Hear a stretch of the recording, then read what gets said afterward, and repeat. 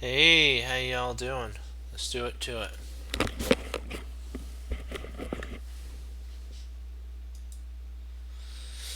Okay, let's see what do we got for our next lesson.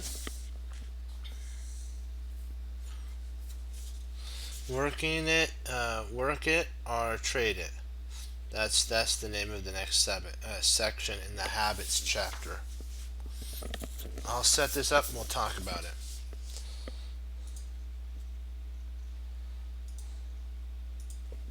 I think that's funny. Work it or trade it. That's funny.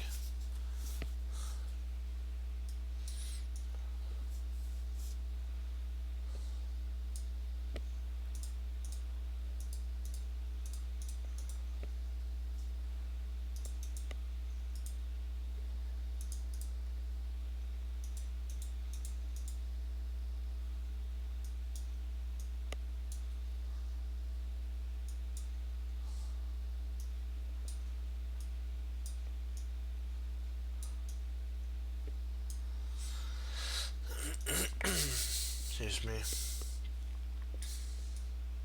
Hey, how you doing?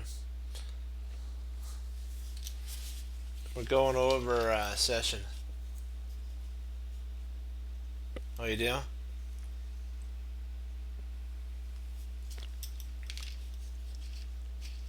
Well, it's okay. Hey, I know stuff's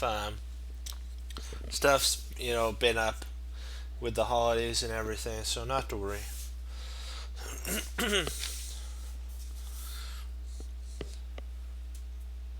So let's see. Oh, I forgot excuse me, I forgot a king for black. Okay. We're working with What It Takes to Become a Chess Master by Andrew Solstice. So we're working in that book now. We're going to do some studies. There I have to. I'll just do this here, here, here. Okay, let's make it a study. I'm just gonna make sure I have it all right. Perfect. So good. So far, so good. Okay, good. Well, we're putting it in chess mastery. Learning is fun. That's what we're doing right now.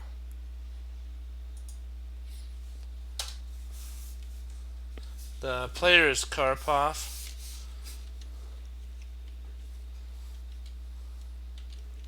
Karpov versus. I'm not.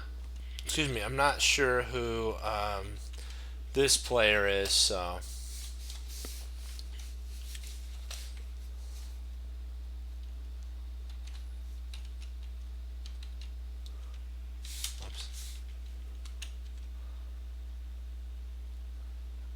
When did I start this book? I think four days ago. We started working through it about four or 5 days ago. And if you wanted to catch up on kind of what's going on, you can if you have an account on leechess.org, you can then look up on studies business law, and you can go to that section, and then you can see what we've been working on. These are all the games that we've been going over. Okay, I have to enlarge the board a little bit. Hold on. There we go. I like the board a little larger. Okay, perfect. Okay, this is what it says. The chapter is called Habits in the book, but the section that we're working in right now is called Work It or Trade It. And this is what Andrew Solstice said in his book. When you hear someone say that master chess is more concrete, what they mean is the variations trump the appearance. The appearance on the board. So what he's saying is another illustration of that. If a piece, even a good one, looks. Oh, sorry. Even a good. Let me repeat that again. because some of these are a little odd. Okay, another illustration of that. If a piece, even a good looking one, isn't pulling its weight, a master looks for a way to get rid of it. So it's a work it or trade it. That's what they're trying to say, is if the piece can be more efficiently placed to work harder, a master will look at that. But if it's kind of like, a dubious piece, not really doing anything, and it can't get any more out of it but a trade, a master player will trade off that piece, and they'll trade it for a more hard-working piece of their opponents. And that's kind of what we're going to be looking at right now.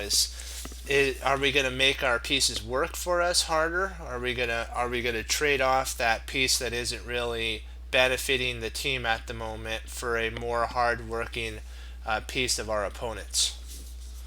And this is Karpov versus, I don't know how to pronounce this one person's name. Macieja.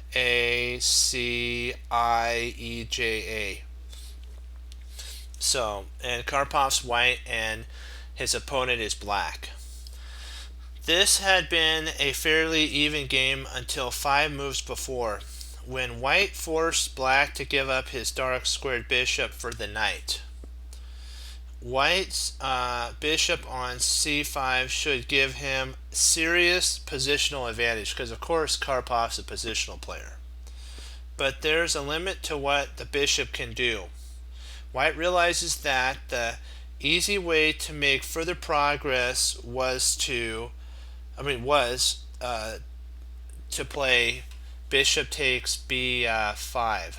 This surprisingly is an exclam move, because the bishop really can't do any more, but it needs to kind of free up the spot for the rook to infiltrate potentially into. And it also, if you noticed with this trade, it allowed the knight on b5 to go from kind of a lazy piece to a more actively placed piece. The bishop on c5 excuse me, was actually not doing anything. It's done its basically goal of trading off for another piece, and when this knight on d5 takes on b6, our knight is white will jump onto c5 and then be attacking a light squared bishop, and then we potentially, because the position's a semi-open position for white and black, we can actually use our light squared bishop. And if we notice that a lot of black pawns on light squares, those are targets for our bishop, our light squared bishop, and therefore our light squared bishop will be a good piece after we get the majority of if we get all the pieces traded off but a knight and a bishop, then this bishop will outmaneuver the knight, and then it'll have all these nice targets to be eyeing. It has 4 really nice targets. Karpov locked his opponent's pawns on light squares, the majority of them on light squares, and therefore they're targets for the bishop. So that's why Karpov's he's a positional player, a positional master. He did that, and he noticed that his dark squared bishop wasn't doing anything, so he just traded it off. A knight will do more on c5 than a bishop, because it can attack a6 like what we're talking about, and it can attack b7, which is the bishop, which is just what we were discussing. So knight takes bishop on b6, and then knight to c5 gets played here. When white appears to have invaded on the dark squares, not with the departing bishop, but with the queen on d5. So there's a potential setup here. Black is gonna not play a7. Sorry, it's a8. That's okay. Potentially though, if black kind of wanted to get the pawns off of light squares, because he knows it's going to kind of be solidified down to kind of a bishop versus knight, he'll try to get his pawns onto dark squares. So queen d2, and then what'll happen next is queen will come to d6, and then it'll have a really good ability of trading off the queens, which will be a positional advantage for Karpov at that point. So the queen actually kind of sidestepped Karpov's idea of queen d2 to queen d6, and went right to queen to a8, which kind of positioned a piece not so well for black. The queen's like off, in the outskirt lands of the kingdom, not really doing much for the kingdom. It is protecting. It is supplying the sniper with some ammo, but you know what? The queen used to be out with a sword fighting too. Earning the keep, earning her keep.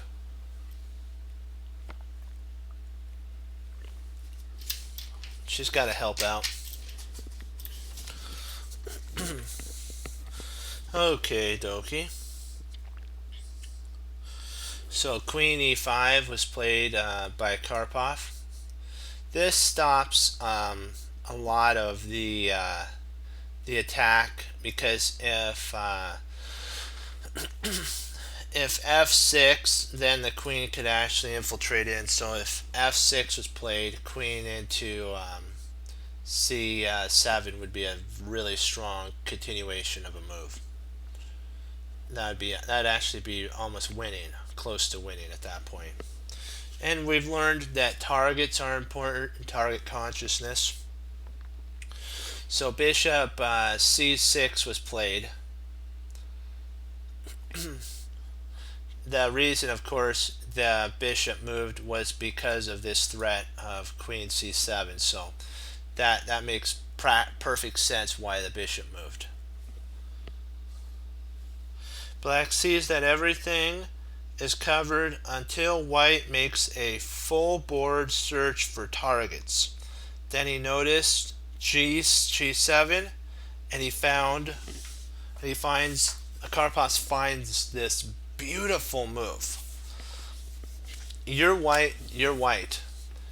Can you find out what white's going to do here? Karpov searched the entire board, and he decided on this one strong move. Really, really strong move.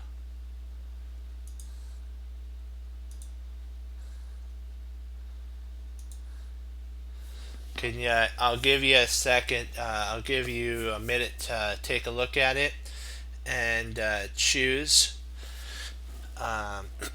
what you think for white the best continuation and exclam move is. And of course, if you're watching this as a pre-recorded thing on YouTube, when I download this, stop it right now, and if you need some time, then go over it for a little bit. Maybe you need 3 minutes, maybe you need 5 minutes, maybe you want to take up to 10 minutes just to look at the position and make sure you understand why Karpov played this move and the idea behind Karpov's idea and the move in general. Okay, I'll give you another 10 seconds to see what you think the move is, and then I'll show you.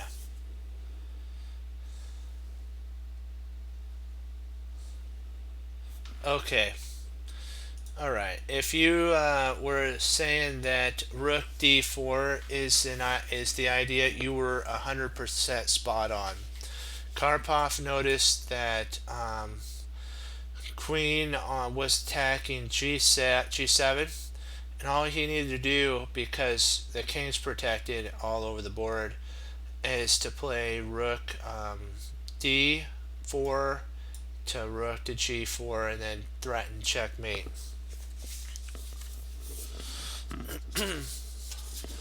Black doesn't have a good defense against rook g4, which threatens queen takes g7 mate. and that prompts another weakness, such a weakness potentially could be f6. That could be what was played. Actually, what was played here was queen b8. But an idea that could come to pass is black could try to say, hey, do you know what? Sorry, friend, I ain't not going to go down that route there. And that would provoke a weakness in the position here. And basically, the queen could infiltrate in to c7 and then play rook g4 still and still be attacking there.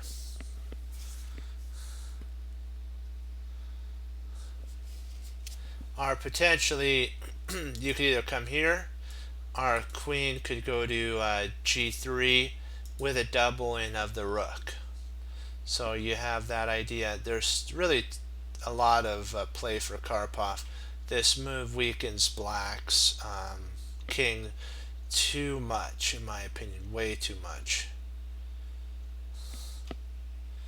That's why black made a logical decision, but I don't think it's the best, but it's a logical decision. When you're being attacked, get the queens off the board and you may be able to survive, but they don't know who they're playing against. They're playing against Karpov. And what's going to basically happen after the queens get traded off is you could play queen takes, rook takes, knight takes, a6, but then the rook slides over and wins the pawn, so you really can't do that yet. Oh, Karpov actually went down that line, surprisingly, huh? Often two good habits fit together to produce a good move are a plan or a plan. This is what it said. This is actually what it said before black played queen b8. I wanted to read this to you. I missed a reading spot. In the end, black was desperate and sought to trade queens and lost the endgame after basically the continuation of queen b8, queen takes b8, rook takes b8, and knight takes a6. And then now that we have that, I will reread what I just said. Again, often two good habits fit together to produce a good move or plan. Don't be frightened by the word plan. A plan is usually just two or three useful moves that fit together. And here's another game that we can go over here and take a look at for learning that. Remember, make it work. I think it's work it or trade it. Make it work it. Make our pieces work better, or trade it. Trade off our pieces for a piece from our opponent. So work it or trade it.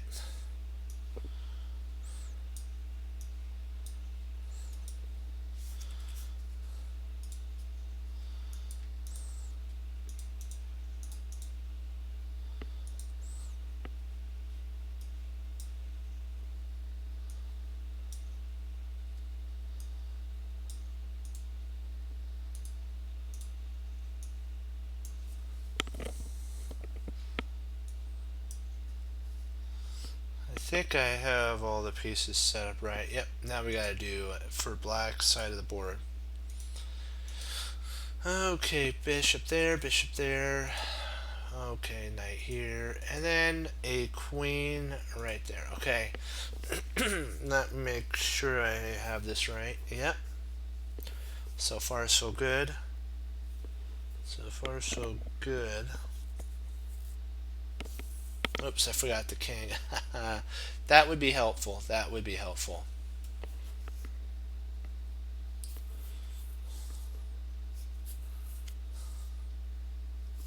Okay, it's white to move here. I'll put all the castling rights on even though we don't really need it. I learned from one of our games I forgot to do that, so that was kind of not fun. but I learned, and from then on I made sure there was castling rights, queen side and king side for both sides of the board. I forgot that it doesn't automatically do that. You actually have to set it. So I'm making it a habit, a good habit, to have that automatically be in my thought pattern when I set up the games, because you never know that that could actually be a line that you have to go over in the book, and I would really feel bad if I had all this good work and then I forgot to put castles in. That would be not fun. Okay, now that we got to the part where we're going to examine useful basically a plan. White has useful kingside pressure that he enjoys in this kind of pawn structure. So white has a useful enjoyment, but there's no way to aim another piece at f7. That suggests that either white's bishop or knight isn't doing enough. For this reason, he switched to a really strong move here. Okay, this I'm gonna ask that if you are watching this again on a pre-recording and you want to take some time to think about what white's gonna play, stop right now, take as much time as you need, or you can continue and follow along with us and learn, or you can, if you want to just give it a shot yourself and just go for it. Stop it now and then go through it and then come back, or just continue watching. Okay, white played knight to g5. There isn't enough, or g4, sorry. There isn't enough pressure to merit trading off two minor pieces for the f7 pawn. Two minor pieces in the middle game are stronger than in the end game. So knight g4 was actually an exclam move. Another threat of knight g4 is actually playing knight into h6 check, and then the king would have to move, and then knight takes f7 here would be an interesting continuation at that point, because then now the king's in a pin. It's kind of really an interesting position at that point. The knight actually took here, so that was part of the idea. There is a line that let me see, what would be a line? Oh, knight d5 here. Knight d5 could actually be played, and then which closes down the a2 to g8 diagonal. And so then bishop to h6 could actually be played, and the king side would come under extreme pressure after bishop takes, knight takes, check. If king comes up, then potentially you can start adding pressure with like rook e5 and r, maybe rook e5 and potentially a swinger, maybe something like that, and just sacrificing some material. But knight g4 was played.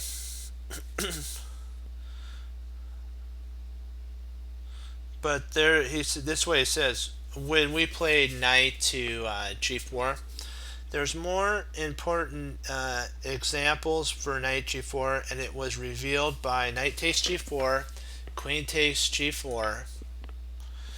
The elimination of black's knight meant that two targets have been exposed. The h7 has been exposed here, and the f7 now and e7 has been exposed. These three ideas look at are going to be what white focuses their efforts on, is those three areas in black's position. Because the knight really was a vital piece on f6. And white noticed that by removing that knight, it freed lots of targets. And when you start as a chess player noticing these targets, you'll start playing moves that your opponent will be scratching their heads, thinking, why is he trading off a knight for my knight? Boy, this I'm going to have the two bishops. Well, the two bishops and potentially a draw. What they didn't realize was you had a plan based around target consciousness of the weaknesses, weak spots in the camp of your enemy, and they didn't see that. That's what masters should look at. They look at those targets and they make plans using good habits, which is, as Jeremy Silman and Andrew Solsis talk about, target conscious. So I figure if two authors that are really wise in chess are telling us target conscious, I think we should listen. We should listen to them. Hold on, I need to get a drink and then we'll get started more into it.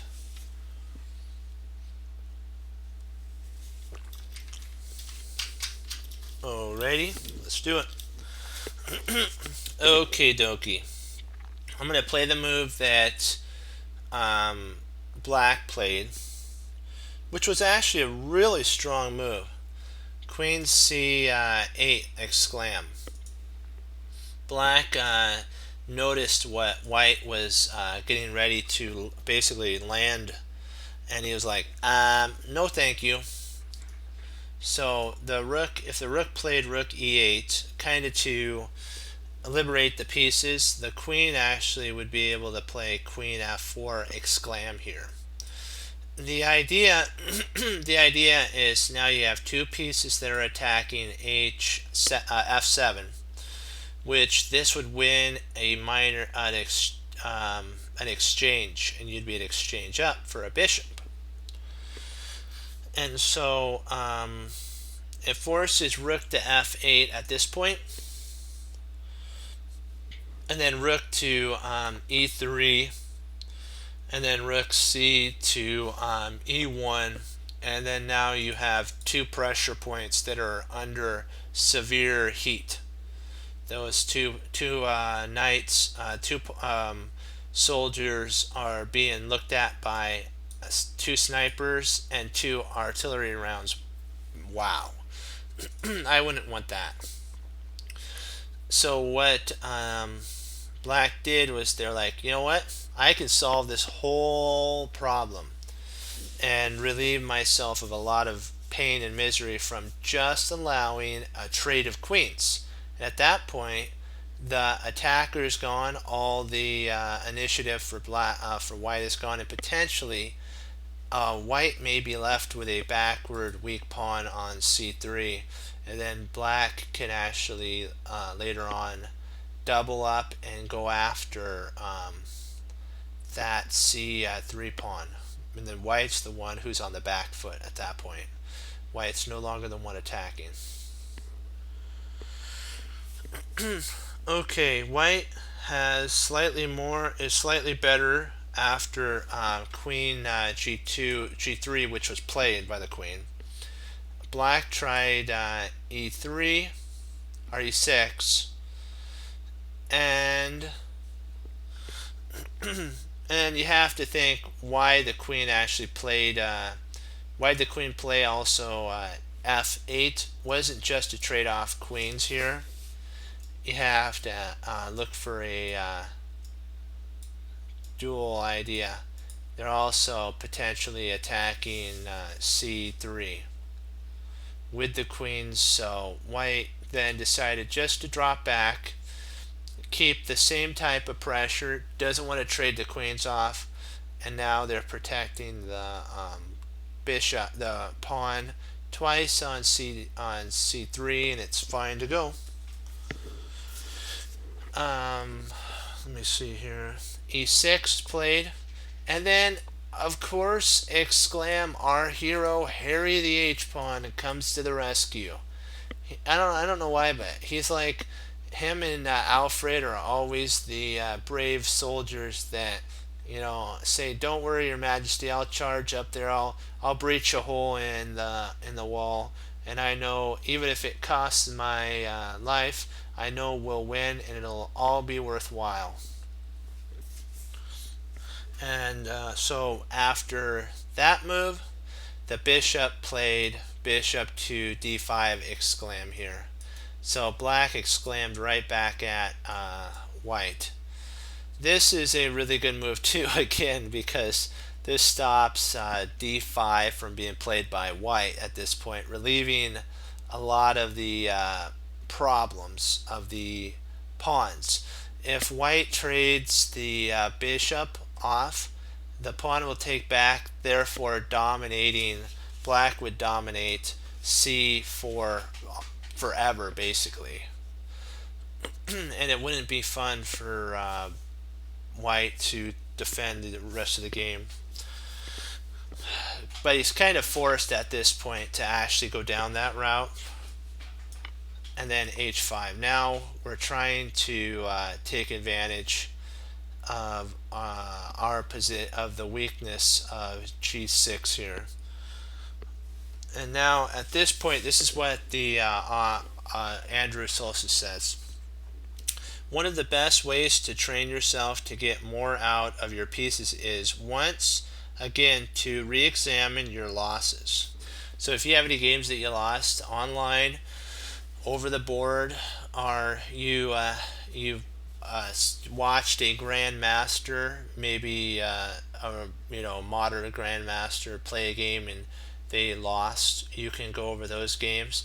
But Andrew Soltis says that you learn more from your own games because it's more personal and you kind of know what you're thinking. You really don't know what a super grandmaster or a grandmaster or a master is thinking. So it's better to go over your own games. You have to put aside the pain of a loss, the loss to learn. And trust me, it's so worth it to go over them because then you can analyze what did you miss in the game and what did your opponent see that you didn't see. And then you can start working on your soft spots so that next time you face that opponent, maybe online or over the board, you'll be ready to roll. One of the best ways to train yourself and to get more out of your pieces is to once again re-examine your losses. When you lost a game positionally, or even when you got checkmated, there was probably a piece or pieces that you mishandled. After you resigned, you must have concluded that you lost because of, say, an opening mistake or getting a bad pawn structure, but there was almost certainly a lazy piece that costed you the game. Take another look at those games. If you prefer studying material that is less of a threat to your ego, play over games of Bobby Fischer, Anatoly Karpov, Magnus Carlsen, Mickey Adams, or one of the other grandmasters who rarely seem to have bad pieces and manage to skillfully dispose of them if they did.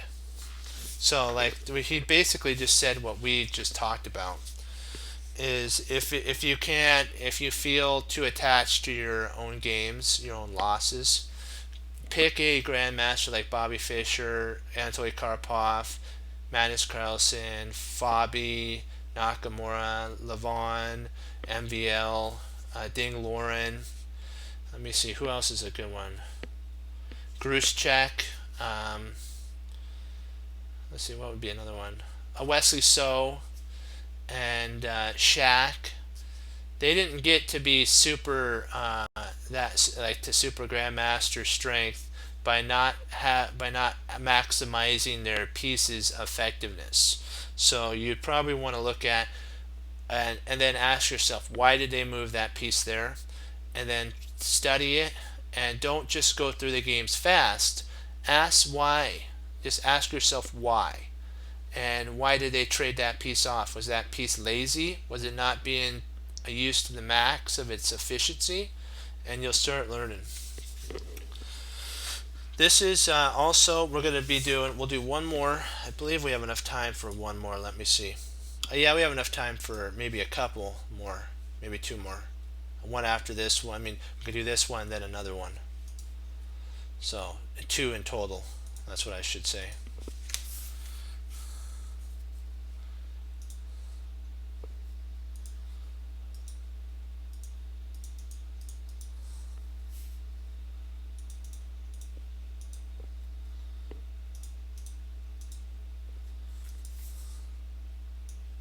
Because I know it's not fun to have to go over your losses in games. So I know exactly how you feel when you lose a game and you think, man, I have to go over it. Yeah, it's good to go over it, but it's sometimes hard. You have to sometimes, as I like to say, look your wounds and go over them, because I know that that's straightforward, but it's the truth. And you will improve as a chess player doing that. It's not fun, I know, but it is worth it.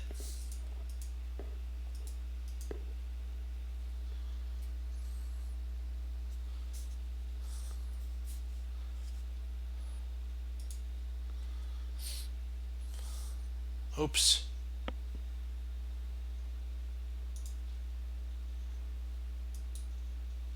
There we go.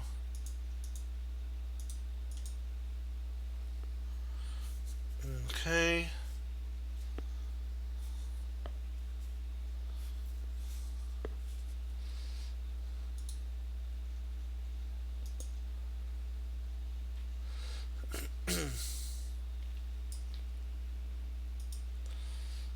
Okay. Oops.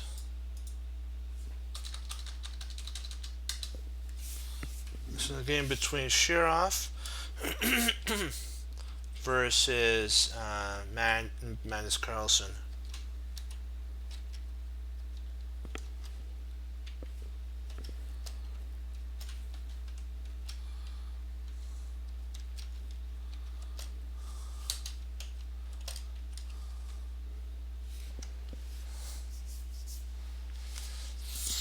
Okay.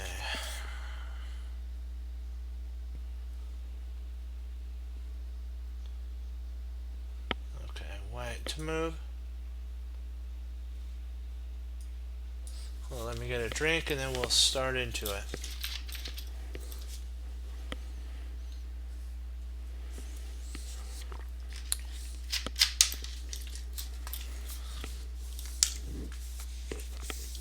See, our chapter's called Habits, but another section that we're going over is called Low Calc Thinking. So, low calculating thinking. Masters are more effective with their pieces and with their calculations. Calculations. They train themselves to be that way. A third good habit to acquire is a master doesn't calculate more than he has to. Let's be honest, the best players who calculate very, very long variations, they can see much farther ahead than you. But masters are also more practical. They know that the longer the variations a person tries to calculate, the more likely he will miss something. The likelihood of a miscalculation. If he tries calculating other long variations earlier in the game. So what they may do is a 2, 3, 4, maybe 5 line, and then they'll kind of worry about it slightly later. Then there's less chance of them if they calculate 10 moves out. But some players can calculate 10 moves out accurately. Black's pieces appear to be much more vulnerable than White's would be. White would be justified to try to find a forcing move.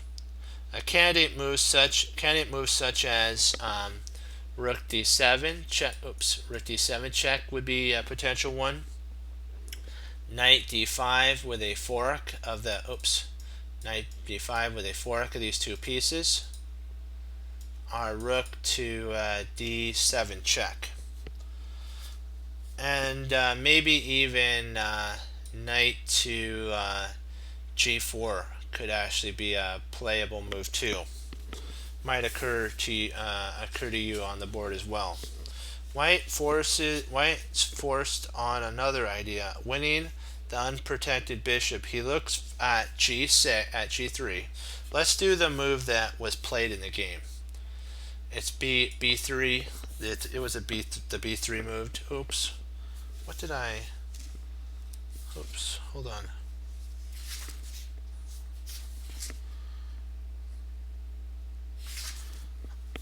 Oh, I'm sorry. That was my bad there. Queen e4, which is an exclam move, but I want to go over some of these lines with you so that you can we can go over, like potentially line is g3 with the idea of bishop g5, rook h7 check. White wins the bishop after king h6, and then queen to h1, which is an exclam check.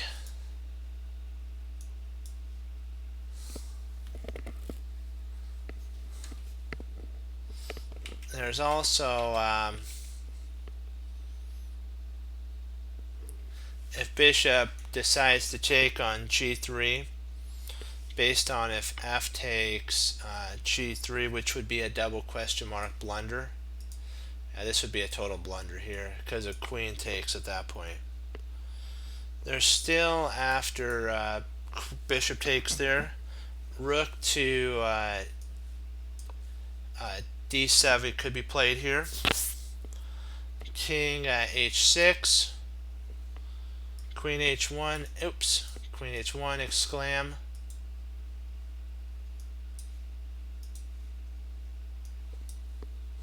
King g5, come on, king g5, rook d5,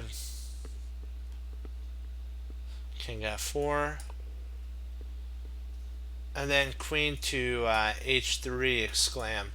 Actually just tightening the position and threatening mate on the next move with queen to g4 mate. This is all very neat, but in the end white chose queen to e4 exclam. He had the same goal of winning the bishop, but this is much simpler, and the chance of making a mistake in the calculation is much less. This time the bishop has no good move at all. Let's see it at all. If bishop g5, actually this is what was played. It was b3 was actually played by black. So we're just going to go over some sublines now. Queen e7 check, rook f7, and then queen takes g. If king h6 instead, then knight g4, and this is basically a loss of an exchange at this point,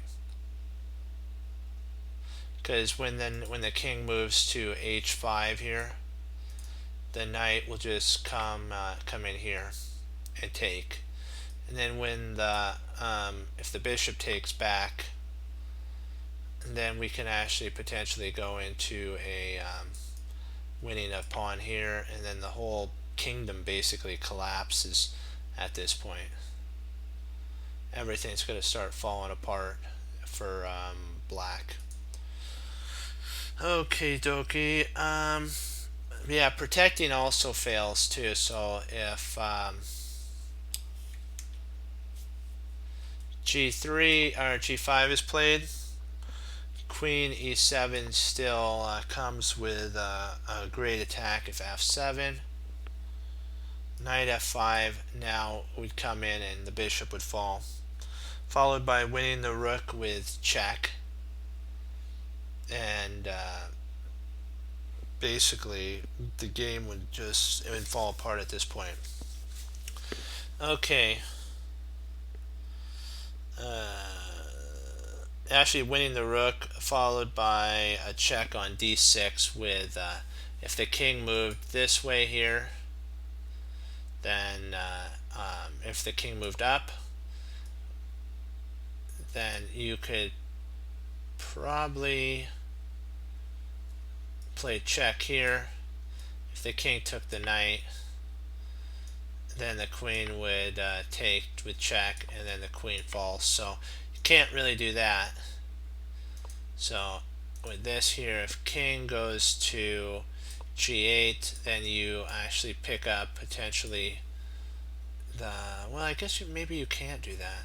I might think that's the wrong line. Let me see here. Ah, there we go. This right here is the win. Yeah, this is the winning move, and the only way to stop it is actually to trade queens, and then it's still game, set, and match. And potentially you might, even after the trade here, you might even be able to play the knight up here, and well, maybe not the knight there. So I think we should just keep it simple and just win the queen. Just, you know, forget about all the complications and just go simple. Simplicity is best. Okay, and then after this, A takes B. Even though he didn't find a flaw in his calculations of g6, white went with the safer and simpler queen move. Because it is safer and simpler, masters masters recognize that they can often get a better read on a position by evaluating it in general terms rather than calculating. So they'll evaluate it like, is the piece good, is the piece bad, is it active, is it doing what it needs to do I need to trade it off? They won't calculate. They'll go through the position and look at their pieces if they're being effective or not effective. Let's see here. Perfect. We'll do one more. One more.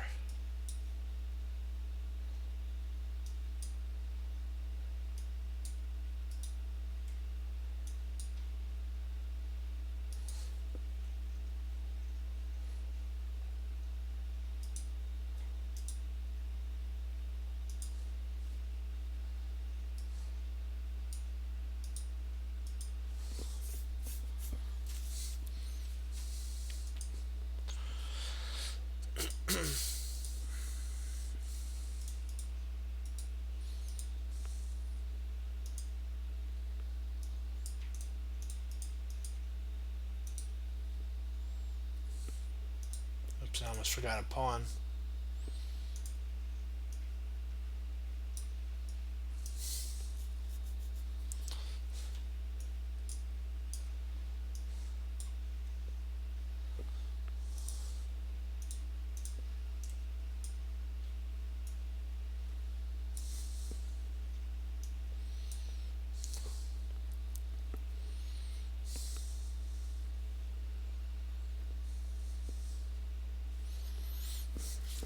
Okay, get a drink of water, and then we'll get started.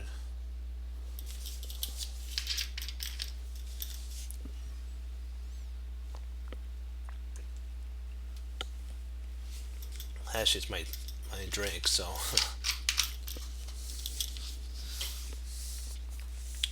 So, okay, whoops, we got a, it's already been castled, so, but we'll just do it anyways.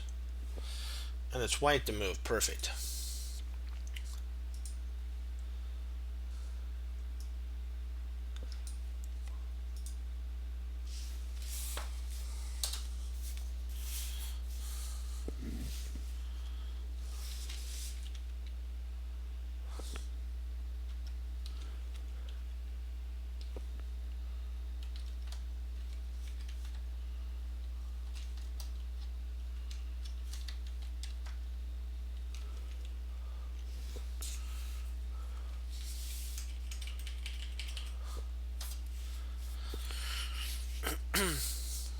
Karyakin versus Honest Check.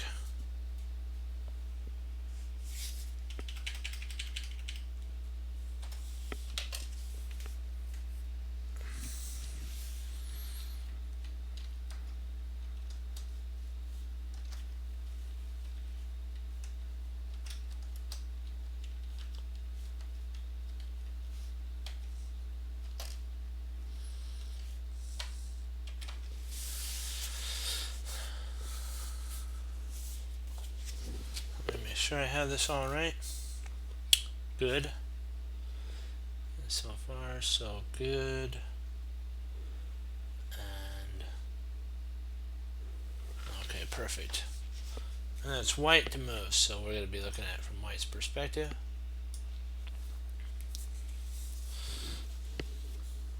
We're just going to do the move for we're going to do the move for white just so we have it, so that I can work on lines with you.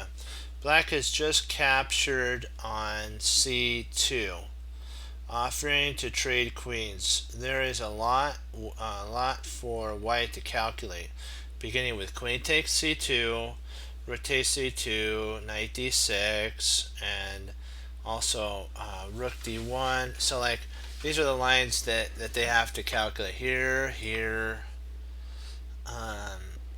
knight D6, R, rook D1, queen takes, D6, rook takes. He can stay in the middle game also with knight E7, followed by queen G3.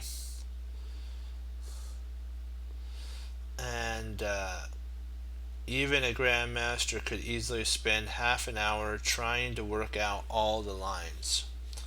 But white wrote here, it is necessary to see all the variations. No, here it isn't necessary to see all the variations. It is sufficient to evaluate the position. He went on, white dominates the center and the king side, and black's bishop doesn't help in the defense. He recognized that he should go after the king with knight to e7, and after king h8, and then queen g3, and rely on solid moves to provide him with threats against his opponent. One of the low calculation techniques is visualization. Is the technique of visualizing. This means looking in general terms at the near future. What good moves are available to you? What are the best squares for your pieces? At the previous, so basically, if you want to avoid a huge amount of calculations, you need to ask yourself what are the, and you have to look a little bit further in the distance. Not calculating, by the way. Calculating would be like, I do this, my opponent does this. I do this, my opponent does this. That's calculating. Visualization is imagining where your pieces want to be and can they get there, and then you make a plan based around it. That's visualization.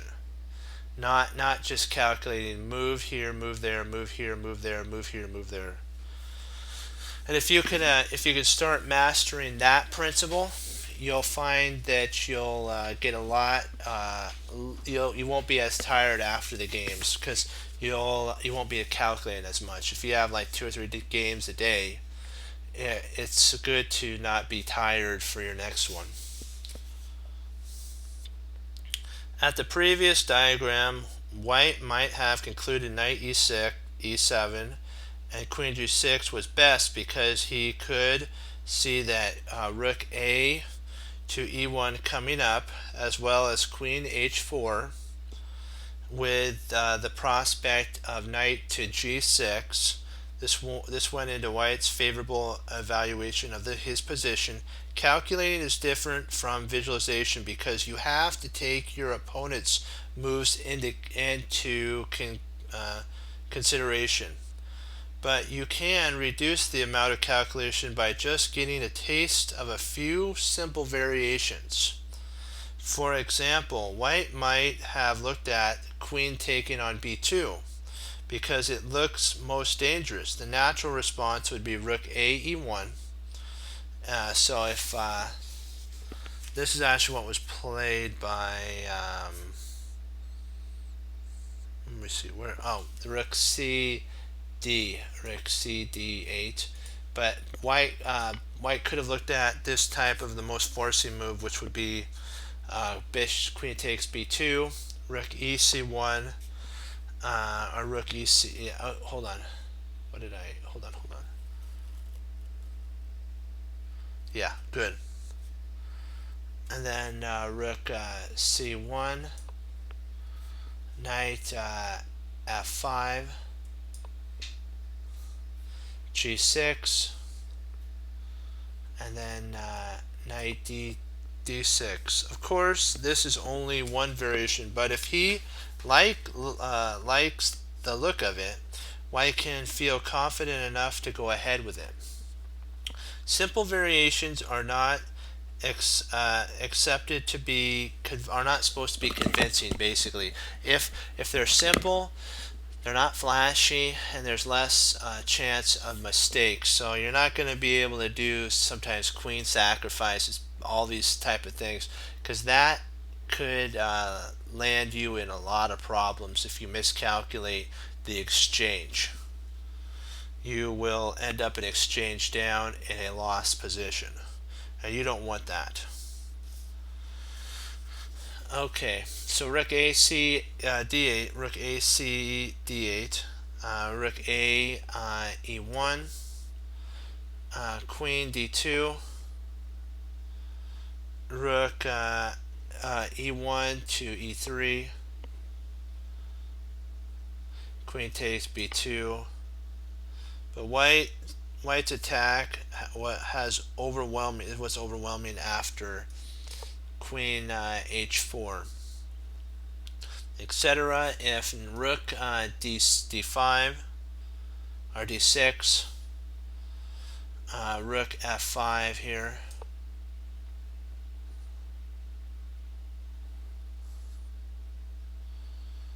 exclam.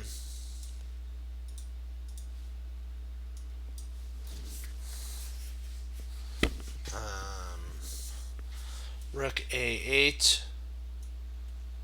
Oops, sorry. There you go. Rook a8. Queen f4. Rook d8. And then rook to f7. And white resigned here. Visualizing plays an important role in determining whether you have winning chances in a particular line of play you're considering. Well, let's explore the further in. That's explored further in chapter 6. We're only in, I believe, chapter 3. And we'll stop right here. But he says here's a taste of the what's to come. We'll stop here and pick up tomorrow on so that we don't get into another longer line. Okay, perfect. This is right where we well, I guess I could try a there we go. I could try one speed battle, 5 minute.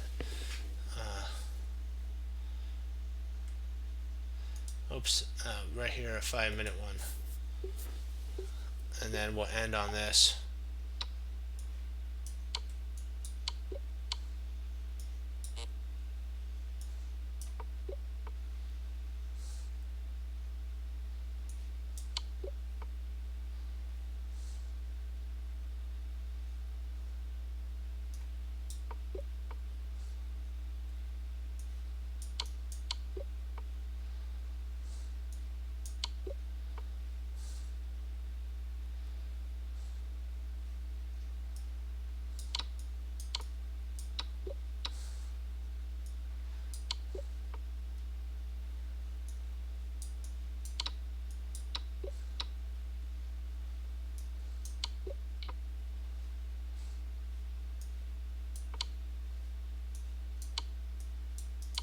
Oh, drat.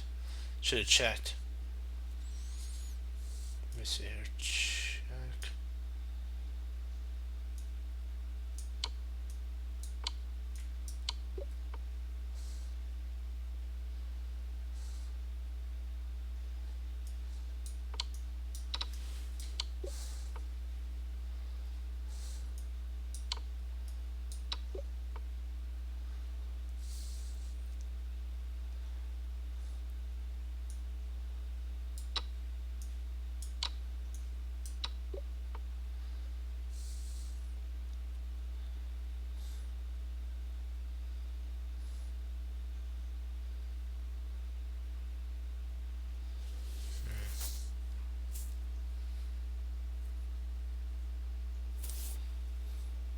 I think it's here. Ah.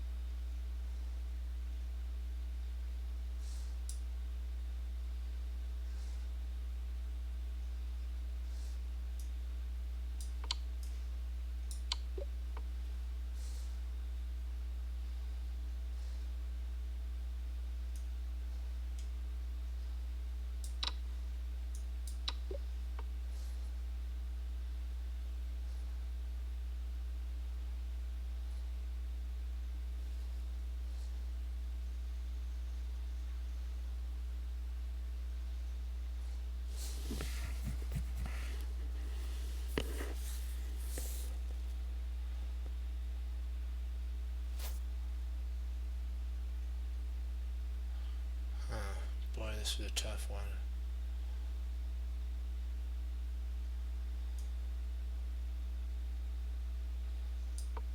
Ah.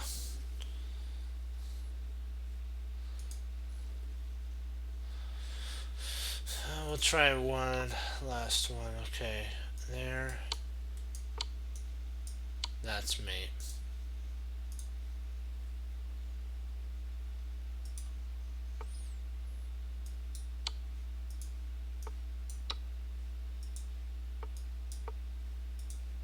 Ah.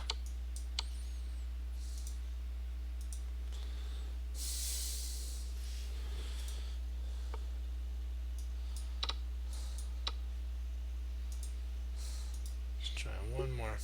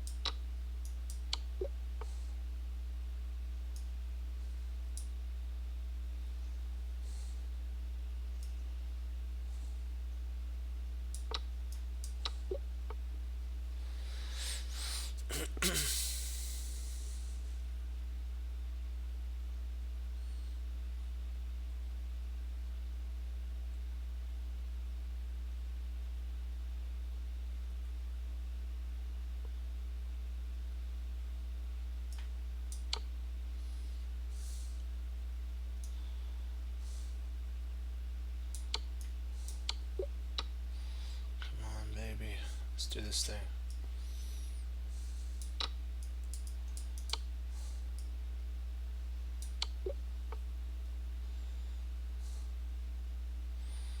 Let me see here.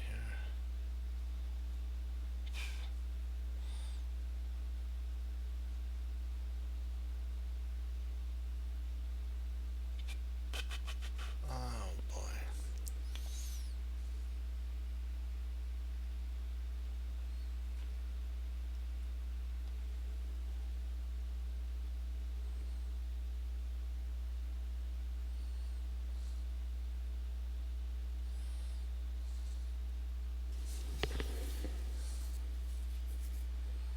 What am I missing here?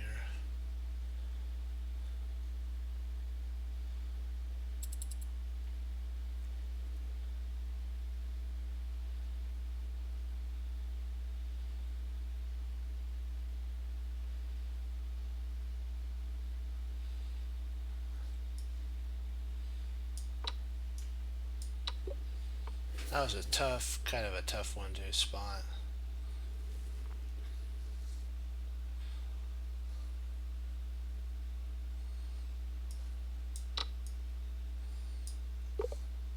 Oh, so close. Okay, we'll call it on that. We only got one wrong there. That's okay. That was a tough one. We were one away from what we did yesterday, so that's not too bad. If we would have gotten this one correct, then we would have been 26. So I'll consider it 26, even though it says 25. This here, and then you move there and you win a queen. So we were one move away from that one. So we'll try them again. There. And we'll try that one, this one again, so we have it in our mind. So we're not even visualizing, we're not even doing it, we're just going boom, boom, boom. Okay, that one, and then this one, and then we'll call it a day. Okay, rotates there and there. Okay, perfect. Okay, I'm gonna call it on that. I wanted to thank you for all logging on, participating, and you know what? Take what we've learned here, apply it like what Bruce Lee says. Be willing to do something with it always. And remember that choices and the choice to receive the Lord Jesus, Lord Savior, is as important as a move on the board. So I pray that you decide what you're going to do with the Lord Jesus today. Okay, remember though to